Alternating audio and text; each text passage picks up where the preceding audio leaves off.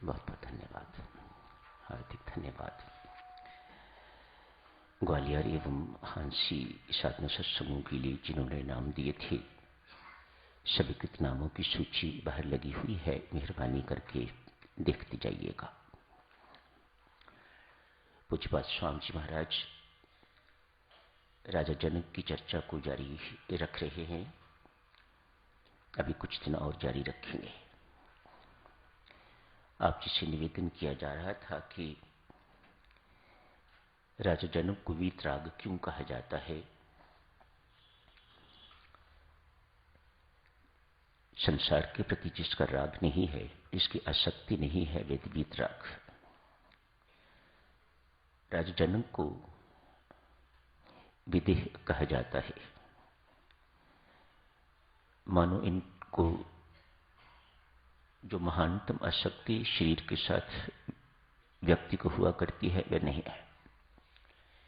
यहीं से सारी आसक्तियों की उत्पत्ति होती है।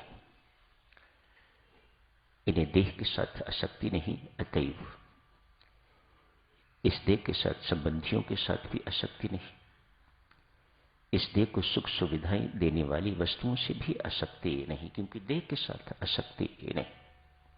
एक मुख्य बात, हम सब कहां फंसे हुए हैं इस देहासक्ति के प्रति।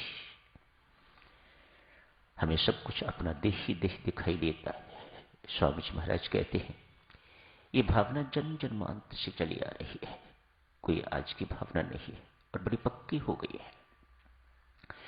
बेचारा आत्मा आके इस देह में फंस जाता है। मेरी छोटी बुद्धि में तो कुसंग कहता हूं, उस आत्मा को उस देह का कुसंग मिल गया और इस कुसंगति के कारण वह भी अपने आप को देह ही मानने लग जाता है। इसे देह अभिमान कहा जाता है। यहीं से सदक्षणों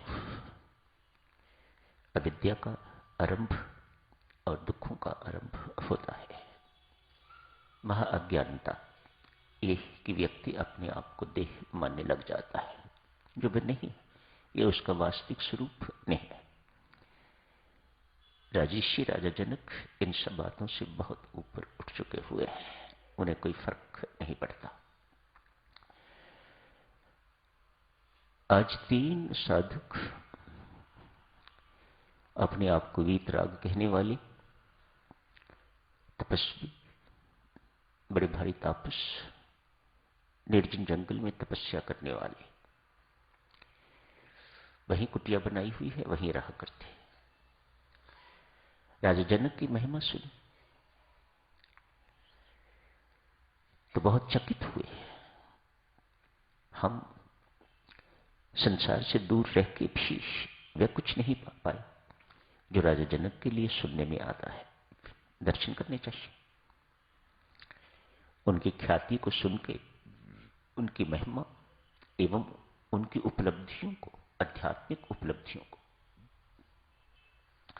भौतिक उपलब्धियां नहीं। राजा जनक की महिमा इसमें है देवी और सज्जनों, उनके पास भौतिक उपलब्धियां भी अनंत हैं और उतनी ही अनंत हैं उनके पास अलौकिक उपलब्धियां। ए वेरी रेयर कॉम्बिनेशन, ऐसा अक्सर होता नहीं है। डॉक्टर डॉक्टरी में ही खोया रहता है, उसे आध्यात्मिक उपलब्धियों की या अध्यात्म में उन्नति की कोई चिंता नहीं हुआ करती। अपने जीवन को सफल बनाने की कोई चिंता नहीं है। एक डॉक्टर को इसी बात की चिंता है कि उसकी डॉक्टरी किस प्रकार से फ्लरिश होनी चाहिए, किस प्रकार से उसका कामकाज बढ़ना चाहिए, किस प्रकार से उसकी ख्याति और बढ़नी चाहिए, इत्यादि इत्यादि। अल्टीमेटली पैसा ही इसके पीछे होता है, यशमान ही इसके पीछे होता है। राजा जनक परमेश्वर की कृपा के पुण्य पात्र हैं, अतएव उन्हें इन भौतिक उपलब्धियों के साथ बिल्कुल कोई आसक्ति नहीं है। अनासक्त राजा जनक, वीतराग राजा जनक। महिमा सुनी है, संत दर्शन करने के लिए आए हैं। कहते हैं जिस वक्त महल में पहुंचे उस वक्त राजा जनक नाच देख रहे थे। मन में शंकाओं का सिलसिला शुरू हो गया। बहुत सुन के आए थे हम तो, ये तो नाच गाने में व्यस्त है। राजा जनक ने सब कुछ जानते हुए भी मस्त है, अतएव उनके रहने की व्यवस्था महल में ही कर दी। आप महल में ही रहिए। नहीं नहीं, हम वीतराग हैं, हम महल में नहीं रहते, हमें ये नाच गाना अच्छा नहीं लगता, हमें नहीं देखना ये सब कुछ, हम तो कुटिया में रहने वाले हैं। राजा जनक ने उनकी वैसी ही व्यवस्था कर दी जैसा वे चाहते थे। हुक्म ही तो करना था ना, राजा जनक मालिक है। आपने नौकरों को हुक्म किया इनकी कुटिया जल्दी से जल्दी तैयार कर दी जाए, इनकी रहने की व्यवस्था वहां। राजा जनक देखिए सच, देखो ये है वास्तविक आध्यात्मिक उपलब्धि। भौतिक किसी चीज की कमी नहीं, आध्यात्मिक किसी चीज की कमी नहीं। उसके बाद भी राजा जनक इतने विनम्र हैं, ये सर्वोच्च उपलब्धि है। कहते हैं उन तीनों के दर्शनार्थ राजा जनक रोज रथ पर जाया करते हैं। राजा जनक जाते हैं, जाके उनसे उपदेश सुनते हैं, तरह तरह का उपदेश ये संत करते हैं। उन्हें माया मोह से रहित रहने के लिए उपदेश देते हैं। राजा जनक मुस्कुरा देते हैं। उपदेश ग्रहण करने के लिए, शब्द कैसे हैं, उपदेश ग्रहण करने के लिए राजा जनक उनके पास रोज दर्शनार्थ जाते हैं। तरह तरह की चर्चा होती है। आज चर्चा चल रही थी पदार्थों की नश्वरता पर। राजा जनक जैसा व्यक्ति उनका उपदेश सुनने के लिए, उनसे आशीर्वाद प्राप्त करने के लिए रोज रथ पर आते हैं, तन्मय होकर बैठते हैं, तो वक्ता को अभिमान न आए, ये कैसे हो सकता है?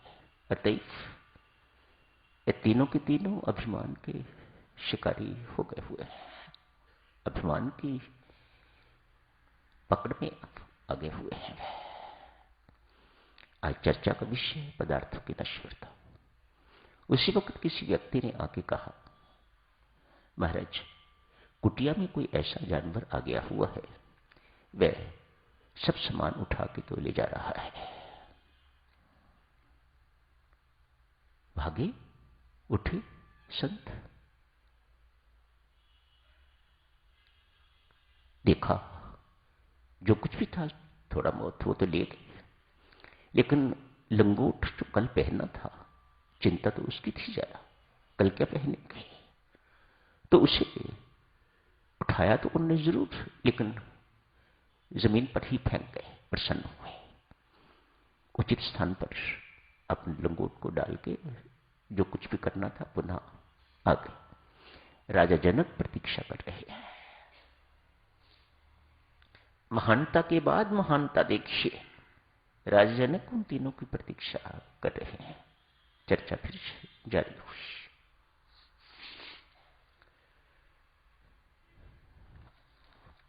क्षमा मांगी राजा जनक ने, बीच में व्यवधान पड़ा, क्षमा कीजिएगा, अपना दोष कोई नहीं, लेकिन उसके बावजूद भी क्षमा मांगी है।